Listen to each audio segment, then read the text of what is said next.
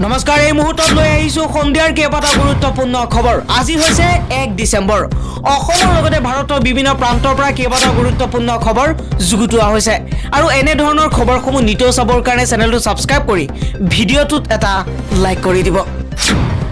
এই মুহূৰ্তত দিবলৈ লৈছো এটা গুৰুত্বপূৰ্ণ খবৰ বহিৰাগতৰ হাতত অসমতে অপমানিত হৈছে অসমীয়া শিৱসাগৰত জাতীয় সংগ্ৰামী সেনা অসমৰ তীব্ৰ প্ৰতিবাদ এই মুহূৰ্তত দিবলৈ লৈছো এটা বিগ ব্ৰেকিং নিউজ শিৱসাগৰৰ ঐতিহাসিক তলাতল ঘৰত সংঘটিত হৈছে বহিৰাগত কৰ্মচাৰীয়ে অসমীয়া শিল্পীক অপমান কৰাৰ এক ঘটনা অভিনেতা ত্ৰিদীপ লাহনক দুৰ্ব্যৱহাৰ কৰে তলাতল ঘৰৰ টিকট ঘৰত থকা এগৰাকী বহিৰাগত কৰ্মচাৰীয়ে তলাতল ঘৰৰ চৌহদত শুটিং কৰাক লৈ দুয়ো পক্ষৰ মাজত তৰ্কাতৰ্কি হৈছিল আৰু সেই সময়তেই টিকট ঘৰত কৰ্মৰত উত্তৰ প্ৰদেশৰ নবীন কল্যাণ নামৰ কৰ্মচাৰীজনে অভিনেতা ত্ৰিদীপ লাহনৰ লগতে আন অভিনেতা অভিনেত্ৰীসকলক দুৰ্ব্যৱহাৰ কৰাৰ অভিযোগ উঠিছে পৰৱৰ্তী খবৰটো হৈছে যোৰহাটৰ প্ৰশাসনৰ ব্যৰ্থতাৰ বাবেই সংঘটিত হৈছিল বৰ্বৰ কাণ্ড জনতাৰ জীৱন ৰক্ষাৰ কোনো ব্যৱস্থা নাই এই মন্তব্য কৰিছে লুৰিণজ্যোতি গগৈয়ে প্ৰসাৰৰ ঘটনাই জুকাৰি গৈছে সমগ্ৰ ৰাজ্য এই হত্যাকাণ্ডৰ লগত জড়িত 13 জনক ইতিমধ্যে আৰক্ষীয়ে গ্ৰেপ্তাৰ কৰিছে আৰু এই সন্দৰ্ভত মন্তব্য আগবঢ়াইছে অসম জাতীয় পৰিষদৰ সভাপতি লুৰিণজ্যোতি গগৈয়ে তেওঁ এই বৰ্বৰ ঘটনাক গৰিহণা জনাই কয় যে একবিংশ শতিকাৰ সময়ত এনে ধৰণৰ ঘটনা অতি দুৰ্ভাগ্যজনক প্ৰশাসনৰ ব্যৰ্থতাৰ বাবে এনে ধৰণৰ ঘটনা সংঘটিত হ'বলৈ পালে বুলি মন্তব্য কৰিছে লুৰিণজ্যোতি গগৈয়ে লগতে লুৰিণজ্যোতি গগৈয়ে কৈছে আৰক্ষীয়ে তেওঁলোকৰ ব্যৰ্থতা ঢাকিবৰ বাবে বিভিন্ন কথা কৈছে এই গোটেই ঘটনাটো চূড়ান্ত আৰক্ষীৰ ব্যৰ্থতাৰ বাবে হৈছে বুলি মন্তব্য কৰিছে লুৰিণজ্যোতি গগৈয়ে দিন দুপৰতে নিৰ্মম চাৰিআলিত কেনেধৰণে হত্যাকাণ্ড সংঘটিত হ'ব পাৰে বুলি এক ডাঙৰ প্ৰশ্ন উত্থাপন কৰিছে লুৰিণজ্যোতি গগৈয়ে আৰু চাৰিগৰাকীকৈ আৰক্ষীয়ে কিয় এই প্ৰক্ৰিয়াটো বন্ধ কৰিব নোৱাৰিলে বুলি এক প্ৰশ্ন উত্থাপন কৰিছে লুৰিণজ্যোতি গগৈয়ে তেওঁলোকে তাৎক্ষণিকভাৱে আৰক্ষী মোতায়েন কৰিব লাগিছিল মন্ত্ৰীক ৰক্ষণাবেক্ষণ দিয়াৰ বাবে আৰক্ষীয়ে পিয়াপি দি ফুৰিছে কিন্তু সৰ্বসাধাৰণৰ জীৱন ৰক্ষা কৰাৰ বাবে চৰকাৰৰ কোনো ব্যৱস্থা নাই বুলি মন্তব্য কৰিছে লুৰিণজ্যোতি গগৈয়ে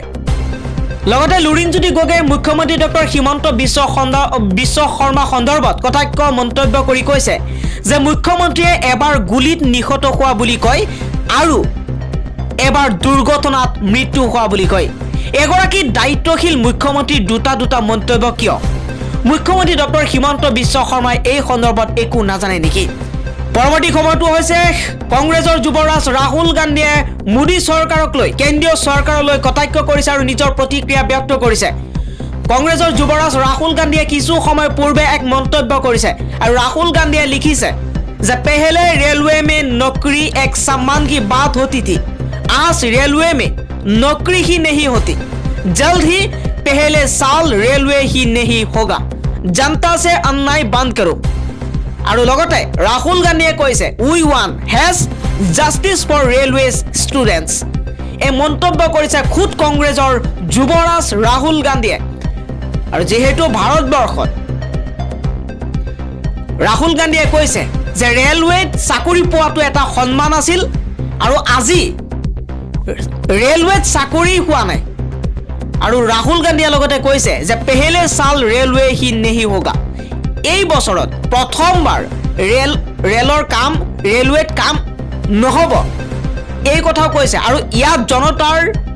জনতাৰ লগত অন্যায় কৰা হৈছে বুলি ৰাহুল গান্ধীয়ে নিজৰ প্ৰতিক্ৰিয়া ব্যক্ত কৰিছে এক টুইট যোগে আৰু ফেসবুক যোগে টুইট যোগে সোশ্যাল মিডিয়াত এই পোষ্ট কৰা দেখিবলৈ পোৱা গৈছে আৰু লগে লগে প্ৰতিক্ৰিয়া ব্যক্ত হৈছে সমগ্ৰ ৰাজ্যৰ লগতে সমগ্ৰ ভাৰতবৰ্ষত লগতে ৰাহুল গান্ধীয়ে আৰু এটা সমান্তৰালভাৱে এক প্ৰতিক্ৰিয়া কৰিছে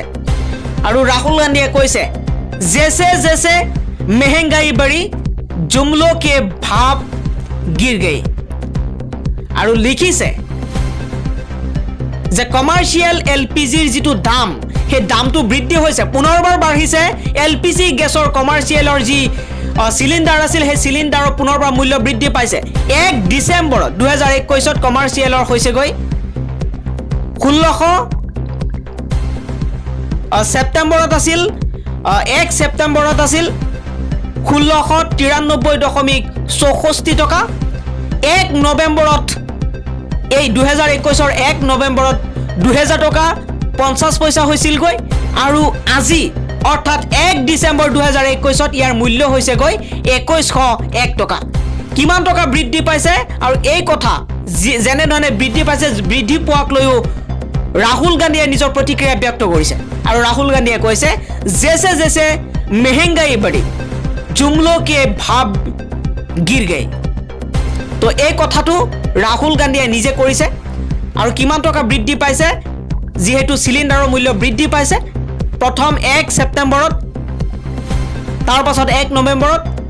1 ডিসেম্বৰত বৃদ্ধি পাইছে পুনৰবাৰ 2101 টকালৈ সিলিন্ডাৰৰ মূল্য পৰৱৰ্তী খবৰটো হৈছে ওমিক্ৰনৰ সংকাৰ বাবে 15 ডিসেম্বৰৰ পৰা আন্তঃৰাষ্ট্ৰীয় বিমানৰ চলাচলৰ সিদ্ধান্ত বাতিল কৰিছে ভাৰত চৰকাৰে কৰোনা ভাইৰাছৰ নতুন ভেৰিয়েন্ট ওমিক্ৰনৰ আশংকাৰ প্ৰতি লক্ষ্য ৰাখি ভাৰত চৰকাৰে 15 ডিসেম্বৰৰ পৰা নিয়মীয়া আন্তঃৰাষ্ট্ৰীয় বিমানৰ চলাচল আৰম্ভ কৰাৰ সিদ্ধান্ত বাতিল কৰিছে ডিৰেক্টৰ জেনেৰেল অফ সিভিল এভিয়েশনে বুধবাৰে অৰ্থাৎ আজি এই তথ্য সদৰি কৰিছে ডিজিসিএ এক নিৰ্দেশনা জাৰি কৰি কয় যে বাণিজ্যিক আন্তঃৰাষ্ট্ৰীয় যাত্ৰীবাহী বিমান সেৱা পুনৰ আৰম্ভ কৰা তাৰিখৰ সিদ্ধান্তক লৈ এবাৰ পুনৰ বিবেচনা কৰা হ'ব ডিজিসিএ কয় যে এই সিদ্ধান্ত কৰোনা ভাইৰাছৰ নতুন ভেৰিয়েন্টৰ সংক্ৰমণৰ প্ৰতি লক্ষ্য কৰি গ্ৰহণ কৰা হৈছে উল্লেখযোগ্য যে অসামৰিক বিমান পৰিবহণ মন্ত্ৰণালয়ে 26 নৱেম্বৰত নিৰ্দেশ জাৰি কৰি কৈছিল যে ভাৰতলৈ অহা যোৱা কৰিবলগীয়া সকলো আন্তঃৰাষ্ট্ৰীয় বিমান 15 ডিসেম্বৰৰ পৰা নিয়মীয়াকৈ চলাচল কৰিব কিন্তু বিশ্বজুৰি ধাৰাবাহিকভাৱে ওমিক্ৰন ভেৰিয়েন্টৰ সংক্ৰমণৰ প্ৰতি লক্ষ্য ৰাখি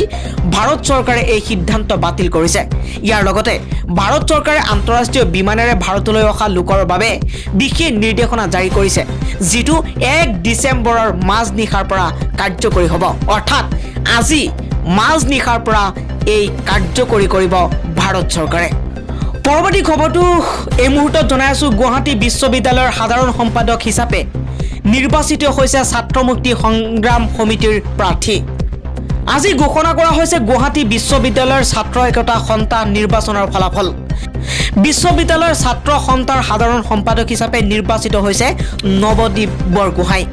নৱদীপ ছাত্ৰ মুক্তি সংগ্ৰাম সমিতিৰ দ্বাৰা সমৰ্থিত প্ৰাৰ্থী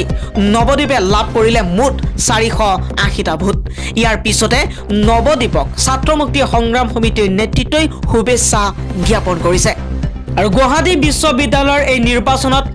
এনএছওৰ বৃহৎ সাফল্য দেখা পোৱা গৈছে ছাত্ৰ একতা সভাৰ সাধাৰণ সম্পাদক সহকাৰী সাধাৰণ সম্পাদককে ধৰি মুঠ 6জন এনএছওৰ প্ৰাৰ্থীৰ বৃহৎ জয় হৈছে পৰৱৰ্তী খবৰটো হৈছে আজি মুখ্যমন্ত্ৰী ডক্টৰ হিমন্ত বিশ্ব শৰ্মাই গৰুখুটিৰ উচ্ছেদিত ঠাই পৰিদৰ্শন কৰিলে আৰু গৰুখুটিত কৃষি উন্নয়ন বিষয়াৰ কাৰ্যালয়ৰ আধাৰশিলা স্থাপন কৰাৰ লগতে গৰুখুটি প্ৰকল্পলৈ কৃষি সঁজুলি আৰু সামগ্ৰী কঢ়িওৱা বাহন বিতৰণ অনুষ্ঠানত ভাগ লয় লগতে 134 ইকো টাস্ক ফৰ্চৰ বনানীকৰণ প্ৰচেষ্টাৰ অংশ হিচাপে এখন গছপুলি ৰোপণ কৰে